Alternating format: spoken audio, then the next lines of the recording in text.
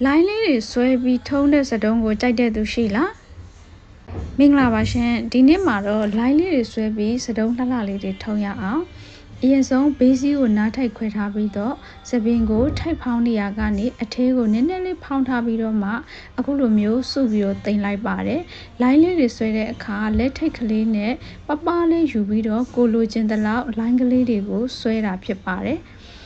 ဘေးချမ်းကိုလည်းပဲအဲ့ဒီတိုင်းလေးသိမ့်ပြီးတော့လိုင်းလေးတွေဆွဲတာဖြစ်ပါတယ်ပြီးရင်တော့စပရီးကိုမတောင်းတောင်းလေးနဲ့ကောင်းတဲ့ဟာလေးကိုဖြန်ပေးပါအဲ့ဒါမှပဲကိုဆွဲထားတဲ့လိုင်းကအကြာကြီးခံမှာပေါ့နော်ပုံမပြတ်ပဲနဲ့အပေါ်ကပညာနှစ်ချမ်းကိုအဲ့ဒီတိုင်းလေးသိမ့်ပြီးတော့အောက်ကစပင်တွေကိုလည်း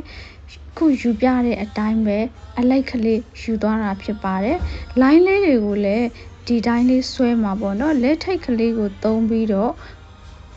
လိုင်းလှလှလေးတွေဆွဲယူသွားတာဖြစ်ပါတယ်ဒီလိုမျိုးစပင်းအလိုက်ကိုယူတဲ့အခါဘယ်ညာနှစ်ဖက်ကိုညီအောင်ယူမယ်ပေါ့နော်အဲ့ဒါမှပဲစတုံးကလှနေမှာပေါ့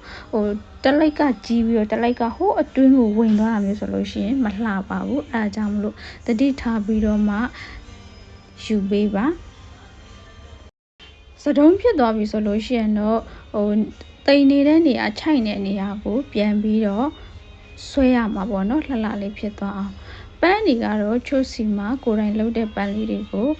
ပြောင်းပြီးတော့ပန်ပြပေးထားတာဖြစ်ပါတယ်အားလုံးပဲအဆုံးထိကြည့်ပြီးလို့ကျေးဇူးအများကြီးတင်ပါတယ်သင်တန်းစိတ်ဝင်စားတဲ့သူတွေလည်းစုံစမ်းမေးမြန်းလို့ရပါတယ်ရှင်ကျမတို့နောက်ထပ်ဗီဒီယိုမှာပြန်ဆုံပါမယ်ရှင်